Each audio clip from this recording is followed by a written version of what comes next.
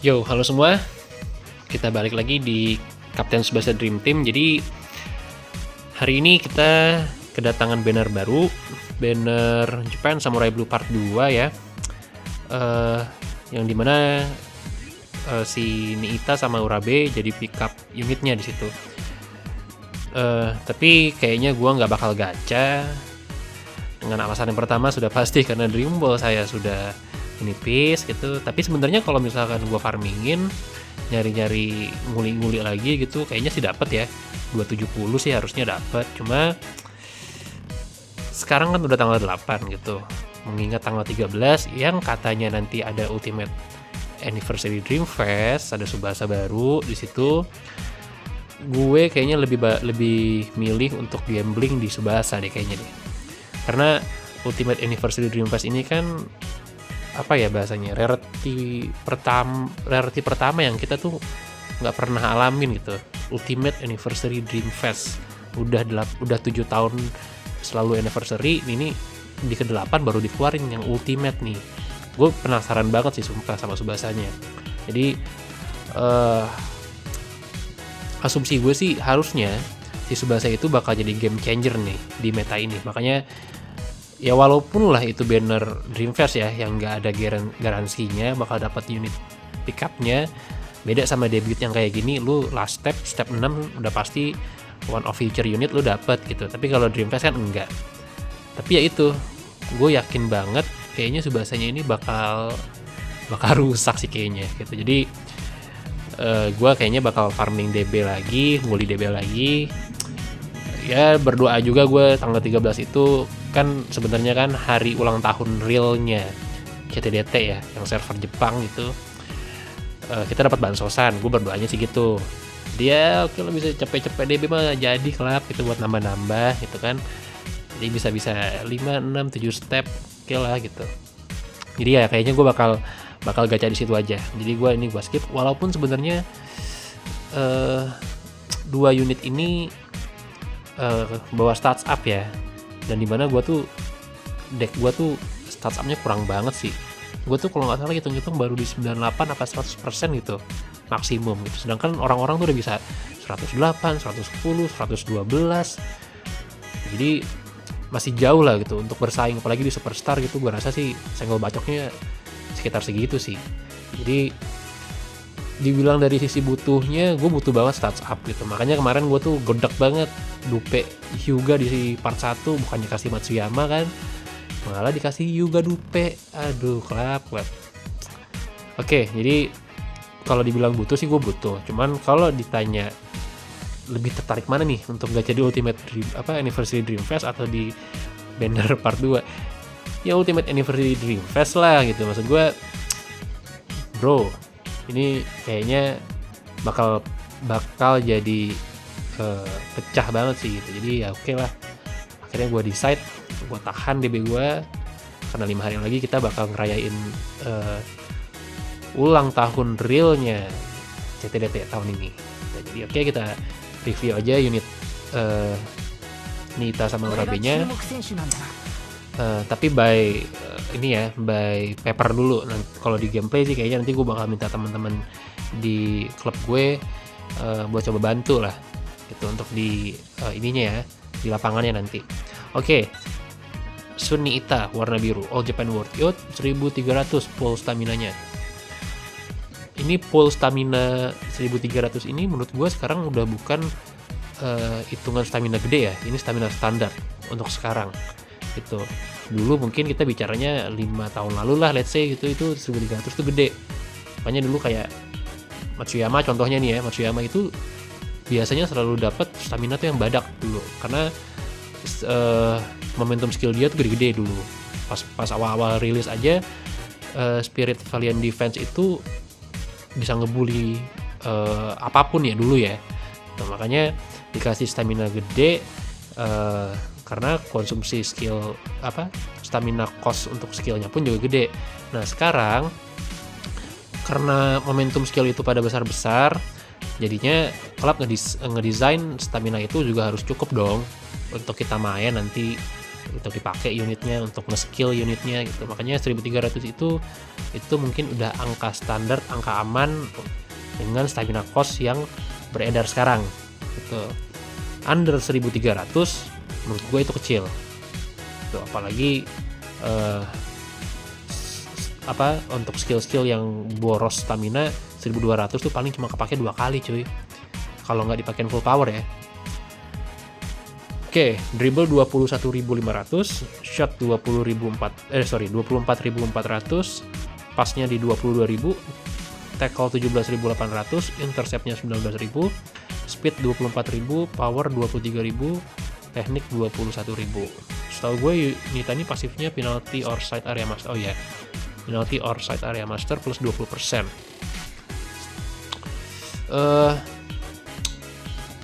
Oke aja. Gue bisa bilang oke aja gitu. Nggak yang bakal jadi pembuli sih kayaknya enggak gitu. Tapi oke, untuk meta sekarang sih harusnya oke. Team skillnya 28%, MS2Y or 5 Asian player ya. Yang agility. Habis itu main special skillnya baru nih kayaknya nih, high speed Falcon Fin 540. Apa ini skill lama ya?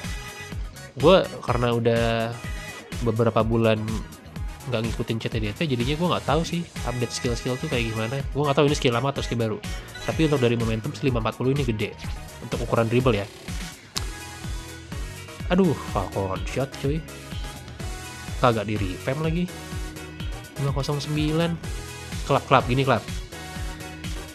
Setahu gue ya, Nita tuh masih punya ground shot itu yang di atas ini tuh. Ada intensive Falcon shot, ada Wakadoryu Falcon shot, kalau nggak salah apa ya lagi namanya. Ya, kenapa mesti dikasih yang ini gitu loh sih gue. Kocak bener klub. Ada. Ya oke lah ada di skill point gitu, cuma bukannya mahal ya, tapi kan bikin repot aja ya. Bolak-balik ke menu upgrade lagi, repot sih. Ada aja deh kelakuannya. Oke, Falcon Pass ini juga, nah gitu kan di revamp nih. Ini 545 gede loh passing. Falcon Intercept 540 juga udah di revamp ya. Oke. Nah ini dia bawa sharp angle shooter. Jadi gini, kalau misalkan yang belum tahu, sharp angle shooter itu mekanismenya dia itu nggak akan kehilangan momentum skillnya ketika lu nge-shot terus sampai keeper, dengan kondisi lu nge-shot di posisi yang sempit. Tapi sempitnya itu pun ada apa aja, ada batasnya gitu. Jadi kan pasti klub itu kan punya sistem ketika di penalti area itu sudutnya itu kan pasti ada perhitungannya gitu. Ada perhitungannya, misalkan lo sudutnya itu di 40 derajat gitu dari gawang, itu ntar kira-kira berkurang atau enggak momentumnya. Nah kalau misalkan pakai sharp angle shooter ini itu bisa enggak ke efek nanti. Tapi kalau misalkan lo nendang dari sudutnya misalkan 10 derajat gitu dari tiang, ya itu tetap kena negatif efeknya itu ya. Jadi bukannya berarti ini orientasinya sama penalty area shooter itu sama, beda. Kalau penalty area shooter kan yang penting lo masuk penalty area musuh, lo nge-shot, itu pengkalkulasiannya, perhitungannya itu sama kayak depan congor. Kalau ini enggak. Jadi memang masih ada restrictionnya sesuai dengan sudut yang kita nggak tahu sudutnya itu seberapa lebar, rapatnya kita nggak tahu. Cuman yang jelas, yang biasanya mungkin ditendang dari sudut sempit abis itu momentumnya berkurang. Nah dengan adanya sharp angle shooter ini itu jadi nggak efek. Tapi kalau misalkan makin rapat lagi sudutnya tetap kena. Sharp angle shooter itu jadi bukannya invincible gitu ya. Terus Inside Master 30%, wow. Oke, jadi penambahan stats dia adanya totalnya 50% ya kalau menang match up ya. Oke, kita tutup dulu nih shot sama powernya, karena Inside Master itu nggak ke-effect sama pas kita nge-shot ya. Oke, jadi Nita ini kayaknya bagus main di 3 forward ya. Jadi dia jadi winger. Dengan stat dribble, passing, tackle, intercept segini sih harusnya plus 50% ya. Wah gede bro. Jadi memang secara fungsi dia kayaknya bagusnya jadi utility sih. Jadi dia buat nge-break through pertahanan lawan, atau misalkan jadi playmaker gitu buat centering bola ke forward tengah atau nggak ke AM tengah. Itu menurut gue gokil kalau ini fungsinya seperti itu. Tapi kalau misalkan buat jadi goal scorer, 24.000, 23.000 tambah 20% ya dari sini.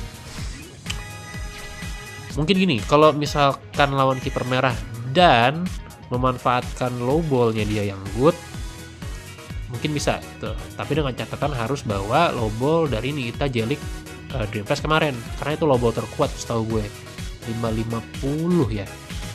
Ya kalau nggak salah 550. Mungkin kuat untuk kiper merah ya. Tapi kalau buat kiper warna hijau atau mungkin warna biru yang elemennya sama, gue masih perlu ngetes gitu, karena gue agak ragu ya. Nah, jadi mungkin ini salah satu opsi ya buat ngelawan Genzo SDF yang merah kemarin, karena Genzo SDF itu kan dia bisa dapat menambah stats dari high flying shot ya. Tapi kalau Nikita ini kan spesialisasinya adanya di low ball. Tuh, jadi mungkin buat lawan Genzo, gue pikir dia mampu. Gue pikir dia bisa nih lawan Genzo. Oke, terus ada support DM Jepang. Aktivasi rate-nya 70%. Ini cukup annoying sih menurut gue.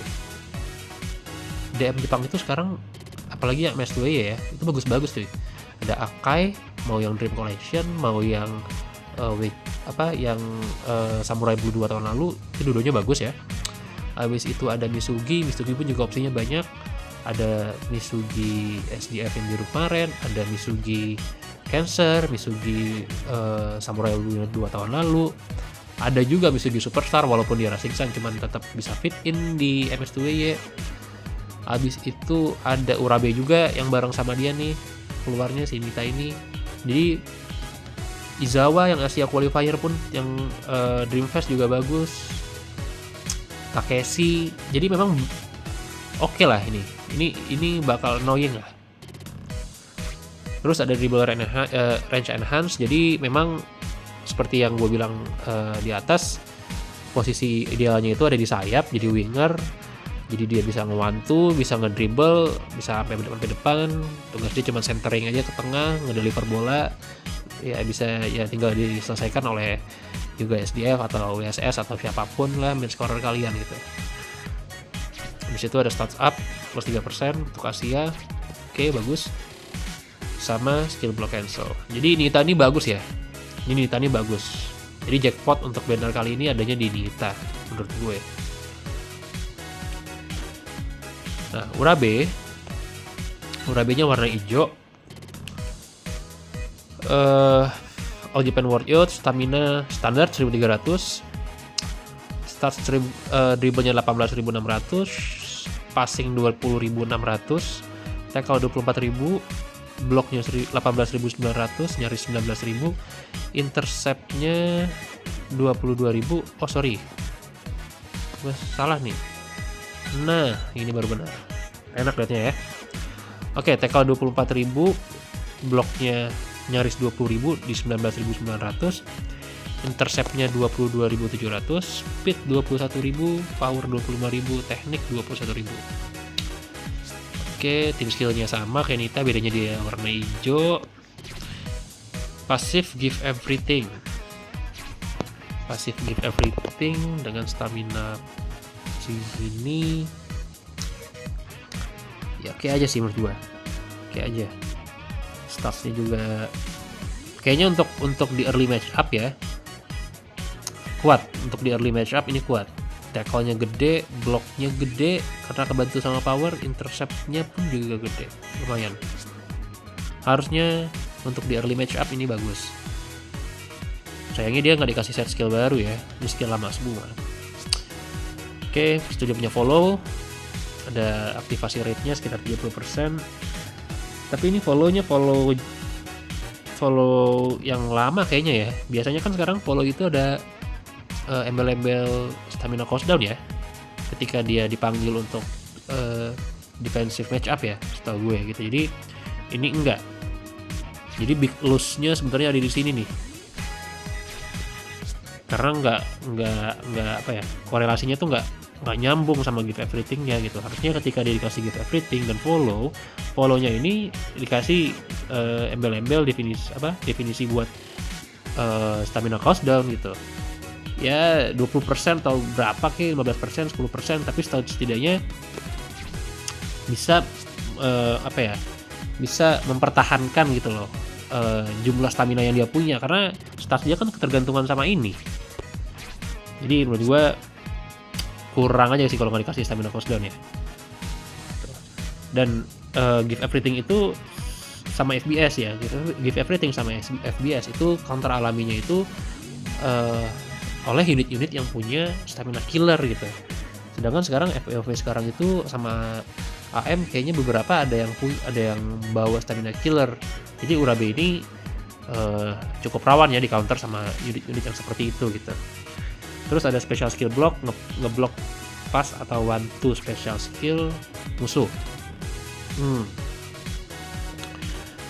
Gue akan lebih suka ngeblok dribble atau passing atau dribble / one two dibanding pass atau one two. Tuh, artinya ujung-ujungnya untuk ya apalagi AM sekarang kan rata-rata kan punya one two ya. Karena kan one two itu sekarang aksesnya kan gampang didapetin, dari skill point pun banyak lo bisa cari gitu. Jadi kalaupun salah satu keblok, opsinya ya tetap harus tebak-tebakan gitu. Jadi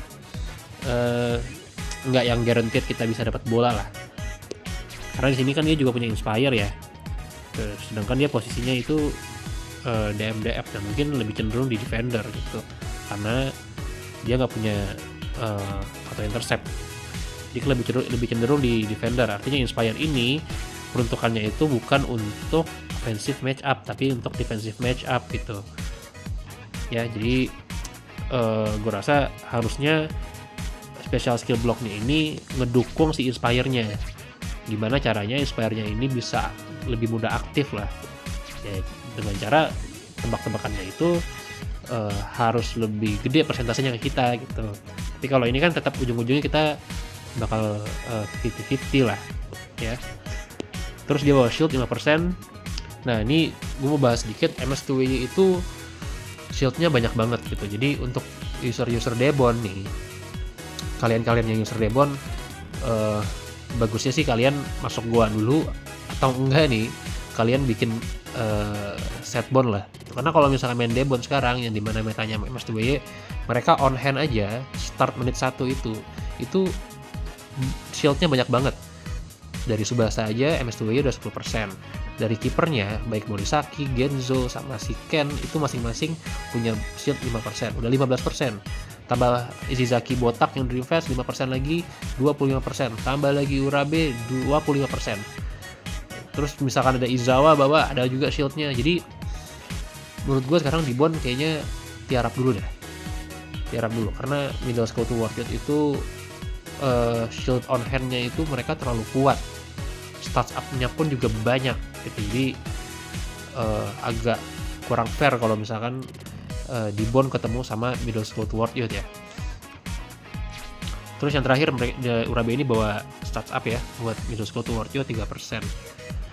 Ya jadi menurut gue Urabe-nya itu ya gimana ya, by stats sebenarnya nggak jelek, tapi by hidden ability kurang menyokong aja antara satu sama lain gitu ya. Harusnya ketika memang punya pasif seperti ini, terus gimana caranya bisa membuat pasifnya itu akan jauh lebih efektif ya, dibantu sama hidden ability-nya. Tapi gue lihat nih dari set hidden ability yang kayak gini, ini akan jadi unit yang biasa aja, not much heavy unit lah buat gue gitu. Tapi kalau Niita juga tuh jackpotnya di banner kali ini ya.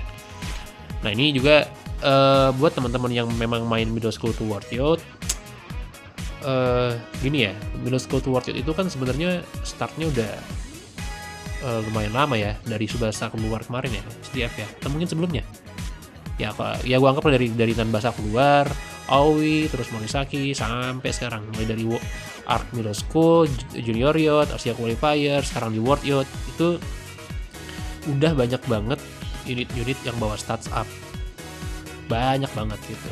Bahkan ada beberapa unit pun yang sampai 4% kayak Vulcan, Hyuga SDF, Misaki Dream Collection yang merah. Kalau misalkan kalian memang mau ngincer startup, bagusnya kalian nanti investasi di sana. Kalau kalian mau ngambil startupnya di sini sih gue rasa selain lebih sedikit, unit-unit tadi itu lebih lebih berguna gitu di gameplay, di realita gameplaynya gitu. Tapi kalau misalkan memang DB kalian banyak, terus kalian gatel juga tangannya, ya silakan aja gacha, nggak masalah gitu. Tapi kalau menurut gue, kalau misalkan startup kalian udah banyak, ya at least mungkin 108 sampai 110 gue rasa kalian bisa skip sih. Kalian bisa skip ini, mending kalian buang DB kalian nanti di tanggal 13. Itu akan jauh lebih worth it, akan jauh lebih mengubah gameplay kalian, gue yakin pasti, karena Tsubasanya ini kayaknya agak sedikit spesial ya, sampai dinamain Ultimate Anniversary Dream Fest. Jadi ya ekspektasi gue tuh udah tinggi banget nih sama Tsubasa. Ya mudah-mudahan lah ya, mudah-mudahan Tsubasanya bagus, animasi skillnya top notch, keren gitu. Jadi bisa ngebikin anniversary ke-8 ini tuh punya kesan yang bagus lah. Karena menurut gue anniversary ke-8 ini kayaknya agak lesu banget, nggak kayak anniversary biasanya. Nah mudah-mudahan tanggal 13 itu ketika Ultimate Anniversary Dream Fest keluar, itu bisa ngebalikin hype anniversary yang kita rasain setiap tahun lah gitu ya. Jadi mungkin cukup sekian aja ya video kali ini. Sorry gue nggak bisa gacha karena ya dia biasanya cuma 109 gitu. Jadi ya udah, gue bakal skip. Gue tunggu tanggal 13. Makasih buat teman-teman yang udah nonton, yang udah luangin waktunya. Kita ketemu di CTDT berikutnya. Dadah.